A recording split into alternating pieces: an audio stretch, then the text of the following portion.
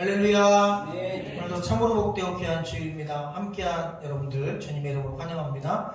지난주에 우리가 누가복음 6장 말씀을 통하여 예수 그리스도가 평지에서 하신 말씀을 들었습니다. 이 평지 설교는 마치 마태복음의 산상수훈, 산에서 하신 설교와 동일하게 우리가 믿는 자로서 어떤 태도로 이 땅에서 살아가야 될지, 사람을 어떻게 대해야 될지에 대한 삶의 문제를 가르침으로 주신 말씀입니다.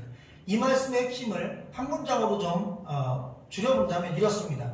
예수님의 말씀을 잘 듣고 선을 행하는 행동에 옮기는 삶을 살아가는 것, 바로 그것은 우리의 신앙의 집을 반석 위에 짓는 것과 같은 것입니다. 이게 바로 누가복음 6장의 메시지의 핵심이 되겠습니다. 예수님 말씀을 잘 듣는 겁니다. 두 번째는 그 말씀에 따라 행동으로 옮기는 것인데, 그게 종교적인 행위가 아니라 삶의 행위로서 선을 행하고 사람들을 선하게 대하고, 그것이 주님께서 기뻐하시는 빛된 삶이고, 그 빛을 보고 사람들은 하나님께 영광을 돌린다는 말씀입니다. 이렇게 말씀을 듣고 선을 행하며 살아가는 삶은 마치 반석 위에 지은 집과 같아서 그 믿음이 어떤 탕류, 어떤 태풍이, 어떤 시험이 몰려와도 흔들리거나 부서지지 않고 견고할 수 있다는 메시지입니다. 지난 4월 달에 코로나19와 한국교회에 대한 연구 발표회가 있었습니다. 그 가운데 충격적인 결과들이 많이 있었는데요. 그 중에 하나는 비기독교인 85%가 코로나로 인하여 기독교에 대한 부정적인 감정을 갖게 됐다. 그러니까 코로나 사태 이후에 기독교인 85%가 기독교에 대한 부정적인 생각을 갖게 되었다는 내용입니다. 또 하나는 한국교회에 대한 신뢰도는 62%가 전혀 신뢰하지 않는다. 사실 이 코로나19 전에는 이 정도까지는 아니었습니다. 그런데 코로나19가 발생하고 나서 한국교회에 대한 신뢰도, 또한 기독교에 대한 긍정적인 마음이 부정적으로 훨씬 더 기울어지는 최악의 결과가 나오게 된 것입니다. 왜 그렇게 되었을까? 사실 코로나19라고 하는 이 문제보다도 이 문제를 대면하는 기독교인들과 교회의 태도에 문제가 있었던 것입니다. 삶의 문제인 것이죠. 우리도 예배를 드리고 하나님 잘 섬기는 것이 기본이긴 하나, 주변과 이웃 사람들에게 피해를 주지 않으려는 노력 또한 게을리해서는 안 되는 것입니다. 그런데 우리가 뉴스를 보고 또 여러 가지 언론을 통해 또 주변에 있는 많은 교회를 통해서 우리가 내용을 접하면 사실 조금 더 수고하고 노력했으면 그런 사태가 안 날 텐데, 함께 모여 먹고 잔다든지 아니면 예배 후에 식사를 나누며 또 역시 방역의 기본 수칙이 무너진다든지 이런 부분들 때문에 사실상 그런 행동들로 인하여 이런 부정적인 결과가 나오게 되었다는 것을 우리도 부인하지는 못할 것 같습니다. 자, 이런 상황에서 어떻게 하면 우리 교회가 또 믿는 그리스도인들이, 우리 기독교가 이 땅에 있는 많은 사람들에게 빛으로서의 사명을 감당할 수 있을까? 참으로 놀라운 사실은, 여러분, 오늘 이 말씀은 오늘 우리가 읽은 누가복음 7장 1절에서 10절에 나오는 말씀에는 두 종류의 사람들이 나옵니다. 백부장이라는 사람과 종이라는 사람입니다. 같은 집안에 있는 사람이, 한 사람은 주인이고 한 사람은 노예입니다. 근데 이 두 사람의 주인공들이 등장하고, 그리고 그 사람들의 이야기를 통해서 이 앞전에 우리가 말씀을 들었던 누가복음 6장에서 가르쳤던 바로 그 말씀을 듣고 선하게 착하게 행동으로 옮겼던, 하나님 말씀을 실행했던 반석 위에 집 지은 신앙인과 같은 한 사람의 모델을 소개합니다. 바로 그 모델이 백부장입니다. 자, 그러면 이 백부장이 어떻게 그런 모델인가 라고 하는 부분은 말씀을 통해서 만나보도록 하겠습니다. 2절과 3절 말씀입니다. 여러분의 음성을 한번 읽어주시면 감사하겠습니다. 시작. 어떤 백부장의 사랑하는 종이 병들어 죽게 되었더니 예수의 소문을 듣고 유대인의 장로 몇 사람을 예수께 보내어 오셔서 그 종을 의르시기를 축원합니다. 아멘. 오늘 우리가 읽은 이 2절 말씀에 보면 사실 그 당시 사회적 관념상, 사회적인 전통과 분위기상 절대 이렇게 섞이면 안 되는 단어가 있습니다. 그게 바로 사랑하는과 종이라는 단어입니다.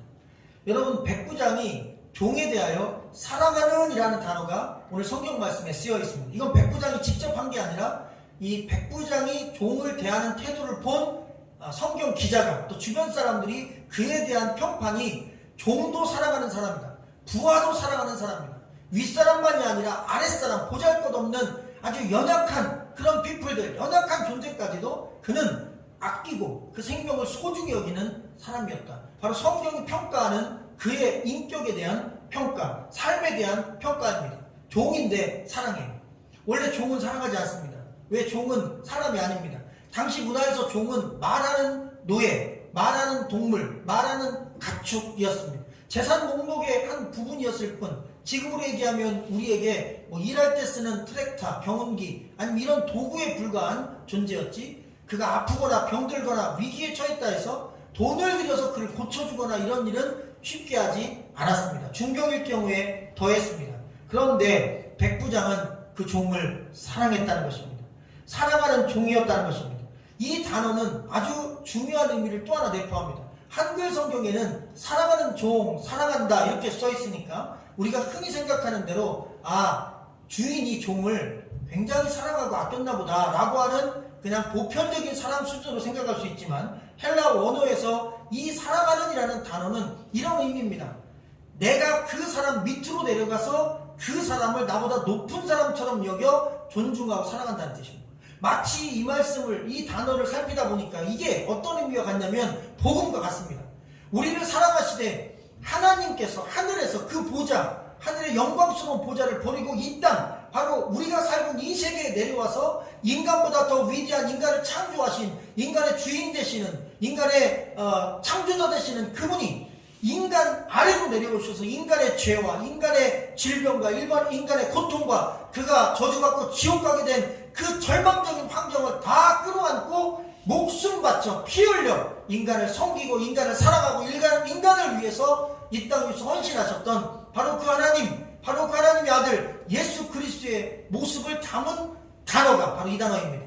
주님께서 우리를 이렇게 사랑하신 것입니다.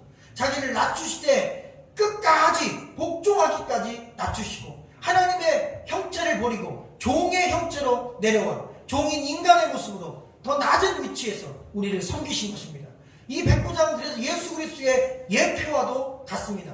예수 그리스도를 믿는 자는 예수 그리스도의 성품을 따른다고 했는데, 백부장은 예수 그리스도를 믿었고 예수 그리스도의 성품을 따라 사랑했습니다. 그것도 동등한 위치도 아니고 윗사람이 아랫사람을 사랑하는 것도 아니고 그 사람보다 더 밑으로 내려가 그를 사랑했어요.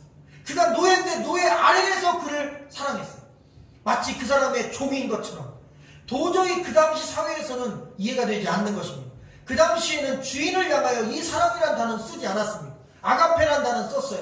그런데 이 단어는 쓰지 않았어요. 그런데 이 단어가 백부장에게는 합당했습니다. 왜? 자기를 낮춰 자기보다 못한 존재를 사랑하는 사람이었습니다. 마치 지난 6장의 말씀처럼 다른 사람들, 이웃들, 주변에 나보다 연약한 존재들까지, 심지어 원수들까지 아끼고 사랑하라 하신 주의 말씀에 순종하듯 그는 자기를 낮추어 섬기는 자세로 주변에 있는 많은 사람들, 자기보다 못한 존재까지, 연약한 존재까지 다 사랑하는 그런 중심을 갖고 살아갔던 것입니다. 자, 그 종을 구하기를 청한지라라고 오늘 우리가 읽은 말씀 마지막 부분에 나오는데, 사실 이 종이 누군지는 나오지 않지만 이 종이란 단어가 뒤에 보면 하인이란 단어로 한 번 더 나와요. 오늘 우리가 읽은 본문 말씀 7절에 보면 종이란 단어, 하인이란 단어 사이에 보면 이 하인이란 단어에서 이 종의 나이가 어느 정도인지 알 수 있어요. 종이란 단어는 그냥 종이라서 나이를 예측할 수 없는데, 하인이라는 단어가 후반부에 나오는데 그 하인이란 단어는 나이가 어린아이를 뜻합니다. 종은 종인데 노예는 노인데 어린아이를 뜻해요. 그래서 다른 성경에도 이 이야기가 나옵니다.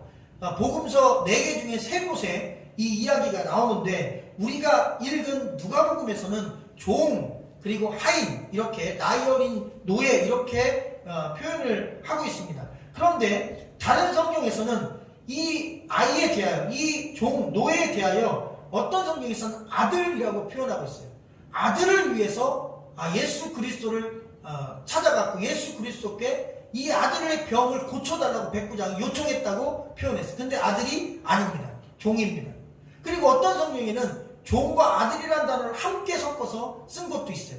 그래서 이 모든 걸 종합해서 살펴보니까 이 백부장에게 있어서 사랑했던 이 종, 이 노예는 백부장이 아들만큼 끔찍이 아끼는 존재였다는 것입니다.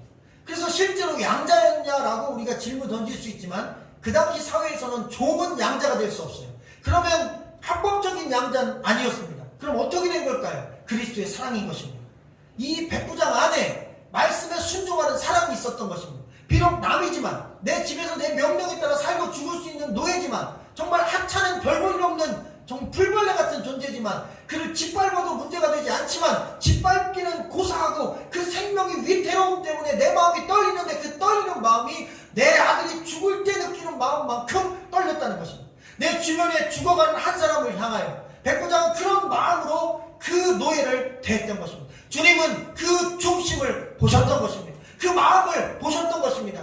누가복음 6장에서 말씀하셨던 산상수훈, 평지 설교, 평지 수훈의 핵심 메시지처럼 하나님 말씀을 듣는 자, 그 예수 그리스도를 믿는 자, 그 믿음은 무엇으로 확인할 수 있느냐? 반석 위에 지은 집, 반석 위에 지은 믿음은 무엇으로 확증할 수 있느냐? 바로 착한, 선한 마음, 나보다 못한 존재까지 아낄 수 있는 그 중심과 행동으로 확인할 수 있다.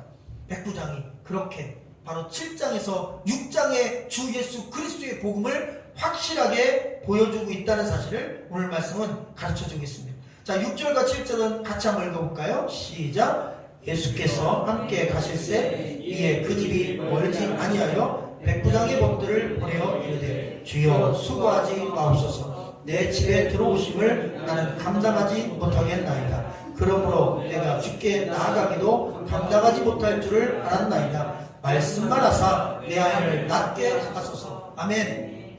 참 특이한 것은 이 백부장은 예수님을 직접 보러 나가지 않았습니다.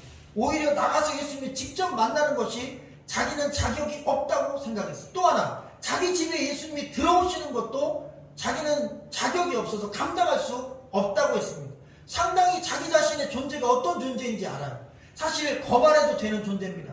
자만해도 되는 존재예요. 어떤 사람은 이 백부장을 로마의 백부장이라고 하는데 역사적인 기록으로 볼 때 이 가버나움의 이 시기에 로마의 군인은 없었다고 합니다. 그래서 이 백부장은 로마 출신일 수는 있었지만 로마 황제가 직접적인 루트로 파견한 그런 장교는 아니었을 것이다. 그래서 사람들은 예측할 때 분명 유대인은 아닌 이방인 맞지만 이 백부장은 로마에서 파견한 장교라기보다는 그 당시 그 지역을 책임지고 있었던 헤롯의 군대 장교였을 것이다. 근데 그 군대 장교가 유대인이 아니라 이방인 중에 나름 위치가 있는 그리고 귀족 출신의 사람이 바로 이 사람이었을 것이다. 그래서 함부로 이 사람을 무시하지 못하고 사회적으로는 마치 천안 경찰서장, 충청남도의 집안 검찰청장 이런 수준으로 상당히 지역에서 힘을 발휘했던 강력한 그런 사람이었을 것이다.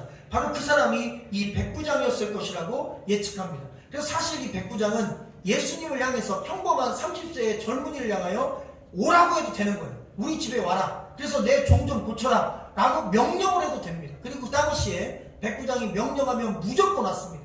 경찰보다 무서운 게 군인이었어요. 왜? 점령군이 있었던 시절이니까. 그런데 그렇게 명령하거나 오라고 하지 않고 오셔달라고 요청을 했어요. 근데 생각이 또 바뀌었어요. 우리 집에 들어오는 것도 그리고 내가 예수님 만나는 것도 나는 자신이 없다는 거예요. 왜? 나 자신이 어떤 존재인지 백부장은 알고 있었던 겁니다. 이 세상으로 사회적으로는 어느 정도 위치에 있고 가진 게 많지만 영적으로는 내가 얼마나 빈곤한지 그리스도 앞에서 하나님 앞에서 내가 얼마나 보잘것없는 존재인지 사실 예수 그리스도를 우리가 직접 만나거나 하나님을 직접 만날 만한 자격이 없습니다. 우리가 천국에 들어갈 자격도 없습니다. 주님의 은혜일 뿐인 것입니다. 바로 이 은혜의 원리를 너무나 깊이도 깨달았어요. 주님 만난 적도 없는데 깨달았어요. 그가 처음에 고백한 말이 주여라고 하는 단어입니다. 헬라 퀴리에라는 단어인데 사실 이 주여라는 단어는 참 많아요. My Lord라는 나의 주님이시라는 표현도 있고 나의 주인이시여라는 메스터라는 표현도 있고 이걸 번역할 때 다 주여라고 번역합니다. 그런데 이 퀴리에라고 한 단어도 주여로 번역합니다. 사실 퀴리에는 주여라는 단어보다는 my God이라는 단어가 훨씬 더 어울립니다. 나의 하나님이라는 뜻입니다. 다시 말하면 예수 그리스도를 향해서 하나님으로 불렀다는 것입니다. 나의 하나님이십니다. 나의 전능자십니다. 당신은 나의 전능하신 분이십니다. 여러분 백부장은 정확히 예수 그리스도가 하나님이라는 사실을 깨달았다. 그래서 퀴리에 당신은 나의 하나님이라고 고백한 것을 오늘 이 말씀은 정확하게 증거하고 있습니다. 그리고 그가 내 집에 들어오심을 나는 감당하지 못하겠나이다 이렇게 고백했는데 놀라운 사실은 우리가 천주교 미사를 드리지 않아서 잘 모르지만 천주교 미사를 드릴 때 천주교는 이 교동문들을 많이 합니다. 그리고 사도신경 주기도문 외우듯이 그들은 이게 기도문을 많이 외워요. 근데 성만찬을 하기 전에 이거 성찬 음식이나 포도주를 나눠주잖아. 이걸 성찬 분배라고 하는데 이 성찬 분배를 하기 직전에 그들이 암송하는 구절이 있어요. 잘 들어보세요. 그들이 이렇게 암송합니다. 약간 조금 어려운 말들은 쉬운 말로 바꿨어요. 주님, 퀴리에 제 안에 주님을 모시기에 합당치 않사오니 말씀만 하소서. 제 영혼이 곧 낫겠습니다. 이렇게 말씀하셨어요. 오늘 말씀하고 똑같잖아. 바로 이 백부장의 고백을 천주교인들은 지난 수천 년 동안 자기들이 성찬을 분배하기 전에 내가 이 성찬을 내 몸에 모시기에 이 성찬이라는 건 예수 그리스도를 의미하는 상징적인 의미 아닙니까? 그의 살과 그의 피니까 그 예수 그리스도가 내 몸에 들어오는 것을 나는 감당할 수 없습니다. 나는 도저히 그것을 감당할 만한 그런 존재가 못 됩니다. 부족합니다. 그러니 말씀만 주십시오. 그러면 그 한 말씀, 그 말씀만으로도 나는 충분히 나을 수 있고 내 영혼은 회복될 수 있습니다. 이 백부장의 고백은 지금도 천주교에서 매 주마다 고백하는 신앙 고백인 것입니다. 왜 이렇게 중요하게 여길까요? 이유는 우리 인간은 예수 그리스도를 만날 그런 자격이 없습니다. 우리 인간은 하나님 앞에 설 수 있는 그런 자격이 없습니다. 우리 인간은 원래 100% 지옥 가게 돼 있고 100% 멸망하게 돼 있는데 예수 그리스도 그분이 더 낮은 자리에 내려오셔서 마치 백부장처럼 그렇게 우리를 사랑하사 우리를 위해서 헌신하시고 우리를 고치기 위해서 애쓰시고 그리고 우리를 살리기 위해서 십자가 못 박혀 죽기까지 하셨기에 그 죽음이 그 피가 그 십자가가 그 부활이 우리를 건졌고 우리를 살렸고 우리를 용서했고 그리고 하나님의 나라까지 우리 이끌었다는 사실을 우리가 잊지 말아야 될 줄로 믿으시기를 주의 이름으로 간절히 축원합니다. 7절 말씀에 단어가 나옵니다. 말씀만 하사 내 하인을 낫게 하소서 이렇게 고백합니다. 군대에 있을 때 군대에는 한 부대의 장이 사단장 별을 단 분들이 있습니다. 그런데 이 사단장이 예를 들면 퇴근할 때 이것 좀 꼭 해라 라고 말을 한마디 하고 이렇게 퇴근을 합니다. 그러면 그 말을 들은 부관 또는 사병은 밤을 새워서라도 사단장님이 다음에 아침에 출근하기 전까지 그 지시한 일을 끝내서 사장님 책상에 올려놓습니다. 원래 군대는 명령에 살고 명령이 죽습니다. 또한 사단장님이 저녁에 오늘 명령이 하달됐는데 비행기를 타고 북한에 갔다가 아니면 비행기를 타고 뭐 어디 땅에 갔다가 임무를 수행하고 돌아와라 라고 명하면 그러면 다시 총과 무기를 딱 메고 그 명령한 장소에 가서 자기가 해야 될 모든 임무를 수행하고 옵니다. 때로는 그 명령에 목숨을 걸어야 될 수도 있어요. 그러나 사단장이 군대 장교가 명령하면 밑에 있는 부하는 무조건 목숨 걸고 명령에 따라 갑니다. 왜? 군인은 명령에 살고 명령에 죽는 사람이니까요. 여러분 그런데 이 백부장은 그런 명령 체계에서 살았던 사람입니다. 그래서 자기도 명령하면 부하들이 목숨을 걸었고 자기도 자기보다 높은 천부장이 명령하면 목숨을 걸었어요. 그런데 자기가 군인으로서 예수님을 군인 입장으로 보니까 아하 예수님은 전능하신 하나님이신데 그분이 굳이 나를 만날 필요가 없구나. 그분이 내 하인이 낫다라고 말씀하시면 낫는 거고 그분이 해결된다고 하면 되는 거구나. 그래서 그는 직접 만나는 걸 할 수 없다고 고백하고 말씀만 달라고 했어요. 한글 성경에는 말씀만 하사 이렇게 표현되어 있습니다. 그런데 영어 성경에 보면 여러 버전 중에 킹 제임스 번역이나 WBC나 이런 다른 성경에는 이 말씀이 그냥 word가 아니라 a word로 되어 있어요. 여러분 그냥 말씀이 아니에요. a word라는 것은 하나의 단어란 뜻입니다. 하나의 말씀이란 뜻입니다. 딱 한 말씀만 주십시오. 그러면 내 하인이 닫겠습니다. 주님, 제가 주님의 얼굴을 보지 않아도 괜찮습니다. 보지 않고도 저는 믿습니다. 그냥 말씀만 주십시오. 그것도 워드 딱 한마디 말씀만 주십시오. 나았다. 저는 그걸로 충분합니다. 그것만 있으면 됩니다. 저도 명령에 살고 명령에 죽습니다. 전능하신 하나님이 명령했는데 어찌 그 명령이 이루어지지 않겠습니까? 저는 믿습니다. 그리고 확신합니다. 그러니 말씀만 주십시오. 워드 한 말씀, 한 단어만 주십시오. 저는 그 한 단어로도 충분합니다. 할렐루야. 우리가 지금 이 시대에도 사실 이런 신앙으로 우리는 살아갑니다. 백부장은 예수님을 볼 수 있는 시대에 살았음에도 불구하고 예수님을 직접 보는 걸 포기했어요. 그리고 백부장은 예수님을 직접 눈으로 보지 못할지라도 상관없다. 그분의 말씀만 있으면 된다. 여러분, 근데 지금 우리가 그렇습니다. 지금은 예수님을 눈으로 볼 수 없어요. 우리가 예수님을 눈으로 직접 만나볼 수 없어요. 사실 만나볼 수 있다 해도 진짜 믿음 있는 사람이라면 예수님 보는 게 두려울 수 있습니다. 하나님 보는 게 두려울 수 있어요. 내가 부끄러우니까요. 그런데 여러분, 지금이 바로 우리도 백부장 같은 믿음을 가질 수 있는 시대입니다. 왜 예수님을 원천적으로 못 보니까요? 그러면 지금 우린 주님을 무엇을 통해 만날 수 있을까요? 바로 이 백부장이 고백한 것처럼 워드, 주님의 그 한마디 말씀, 우리가 주일날 교회 나오는 것도 그 한마디 말씀을 듣기 위해서인 것입니다. 우리가 여러분 성경 읽고 큐티하고 묵상하는 것도 그 한마디 말씀을 듣기 위해서인 것입니다. 주님의 그 한 말씀만 있으면 우리 영혼이 사는 것입니다. 우리 영혼이 회복되는 것입니다. 그리고 나의 삶의 문제가 해결되는 것입니다. 우리에게 무엇이 필요합니까? 많은 물질도 필요합니다. 건강도 필요합니다. 사실 우리에게 사회적 지위도 필요합니다. 그런데 오늘 본문은 정확히 말씀해 주셨어요. 우리 영혼에게 필요한 가장 급선무되는 가장 중요한 한 가지, 워드, 그 주님의 한 말씀이라는 것입니다. 그 말씀이 우리에게 허락된다면, 우리가 그 한 말씀만 붙들 수 있다면, 붙잡힐 수 있다면 우리 삶 가운데 그 어떤 고난 위기도 넘어설 수 있고 또한 승리할 수 있음을 여러분 믿으시기를 주의 이름으로 간절히 축원합니다. 9절과 10절을 끝으로 한번 읽어볼까요? 시작. 예수께서 들으시고 돌이키사 따르는 무리에게 이르시되 내가 너에게 이르노니 이스라엘 중에서도 이만한 믿음은 만나보지 못하였노라 하시더라. 보내었던 사람들이 집으로 돌아보매 종이 이미 나아 있었더라. 아멘. 이만한 믿음, 영어 성경에는 great라는 단어를 썼어요. 그냥 이만한 믿음이 아니라 great, 위대한 믿음이라는 뜻입니다. 그냥 보통 믿음이 아니고 위대한 믿음이에요. 왜 이렇게 예수님이 경찬했을까요? 예수님이 기이하다, 놀랍다 표현한 건 성경에 3번 정도 등장합니다. 그런데 그 2번은 이 백부장 사건에서 나오고, 한 번은 예수님이 고향에 가셨을 때 모두 다 예수님, 고향 사람들이 예수님 믿지 않는 걸 보고, 믿음이 없는 걸 보고 기이 여겼다, 놀라셨다 한 번 표현이 있어요. 그리고 나머지 표현들은 전부 다 이 백부장 때문에 썼어요. 다른 곳에는 예수님이 놀랐다는 표현이 없어요.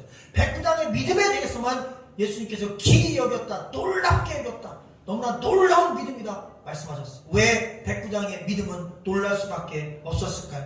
그것은 아까도 우리가 말씀을 통해 살펴봤듯이 백부장은 예수님을 보지 않고도 믿었다는 것입니다. 백부장은 예수 그리스도의 한마디 말씀만으로도 너무 충분하다고 확실히 믿었다는 것입니다. 불확실한 시대에 사람들은 보기를 원했고, 특별히 그 당시는 주술 시대였습니다.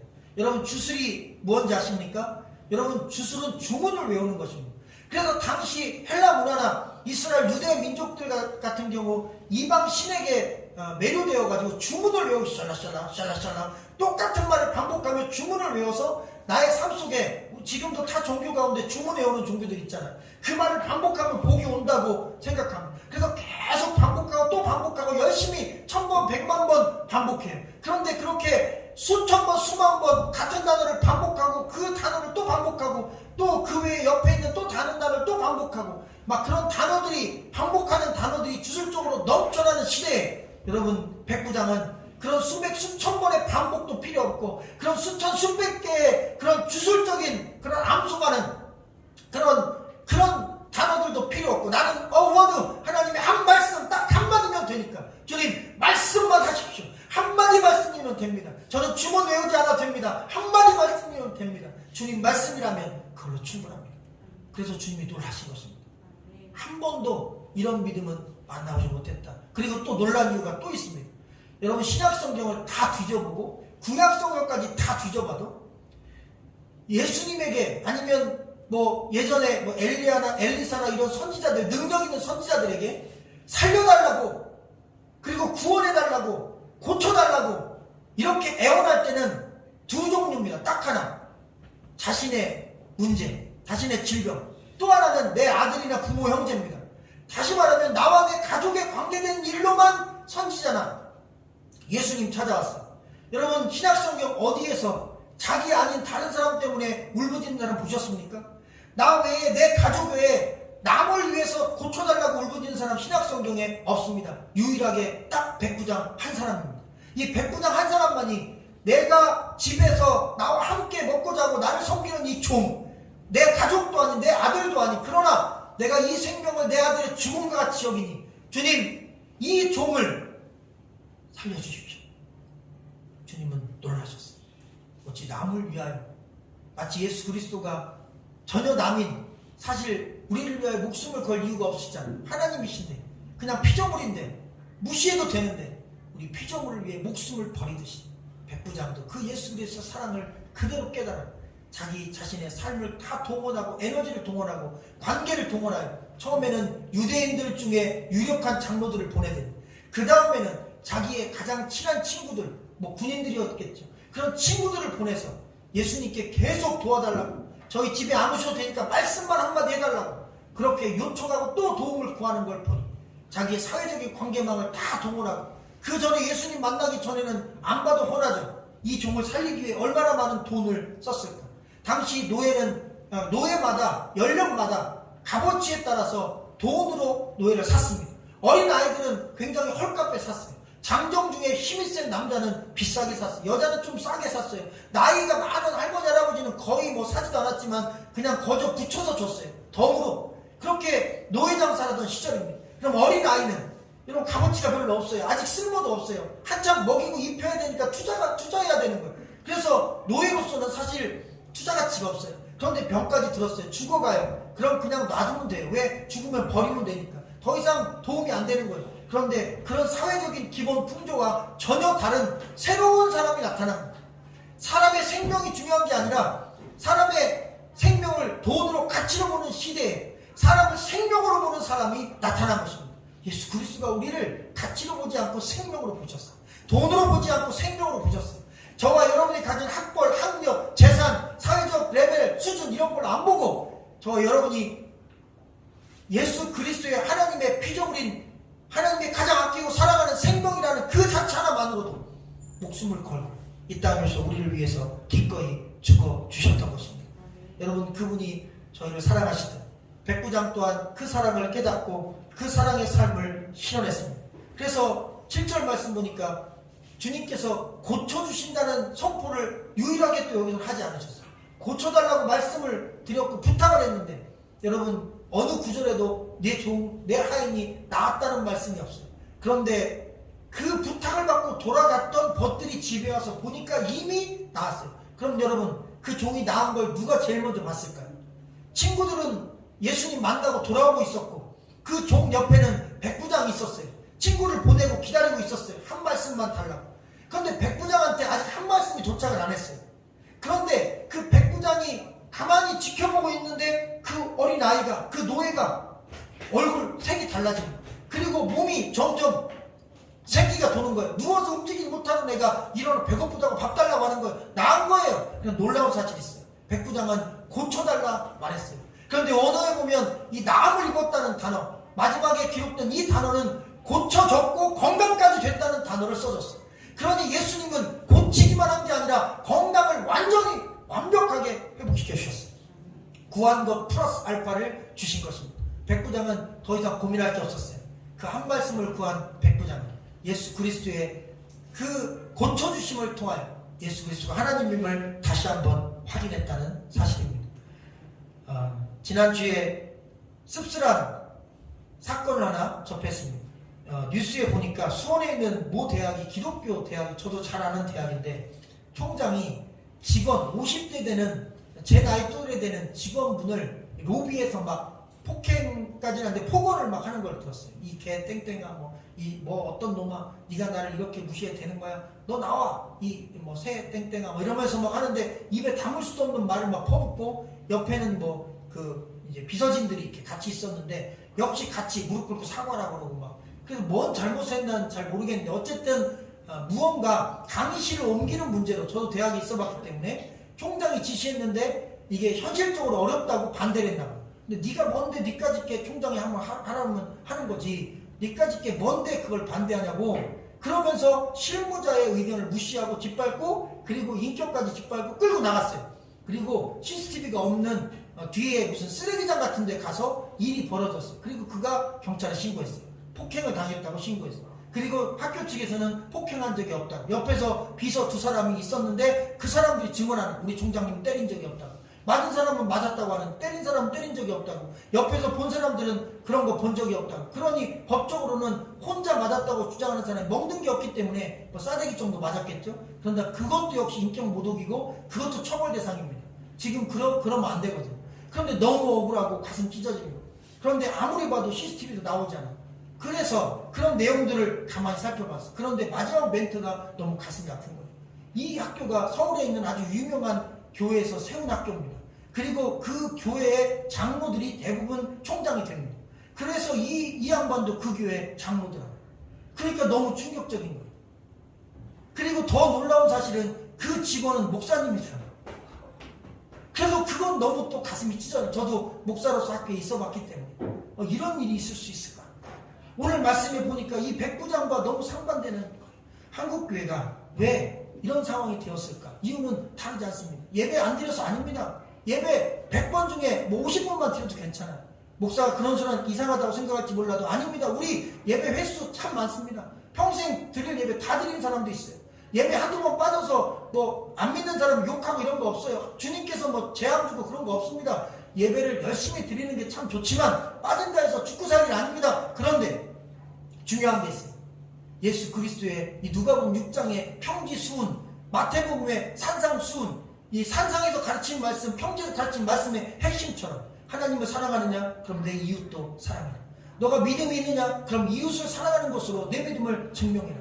네가 모래 위에 지은 집이 아니냐? 그렇다면 반석 위에 지은 집이라면 너의 그 신앙은 듣는 것으로 끝나지 말고 행함으로 이룩하고 반석 위에 지은 집이 되라. 반석 위에 집을 지으려면 교회생활, 종교적인 활동을 열심히 하는 게 아니라 우리의 삶의 자리에서 모든 사람과의 관계를 선하게 착하게 그렇게 태도를 가지고 대하라. 특별히 백부장이 낮은 사람을 더 낮은 자리에서 돌봤던 것처럼 그래야 되는데 위의 위치에서 낮은 사람을 짓밟는 그런 이 땅에 뭐 목회자나 중직들이 있다면 또 성도들이 있다면 여러분 기독교는 85% 부정이 아니라 100% 부정적인 평가를 받아도 마땅한 것이다. 그래서 지금 여러분 우리는 알아야 됩니다. 한국교 위기는 하나님 말씀을 듣고 행동하지 않아서 오는 것입니다.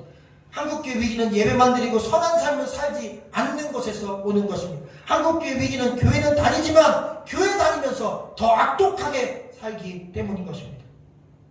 여러분 우리는 아는 대로 사는 게 아니라 믿는 대로 사는 것입니다.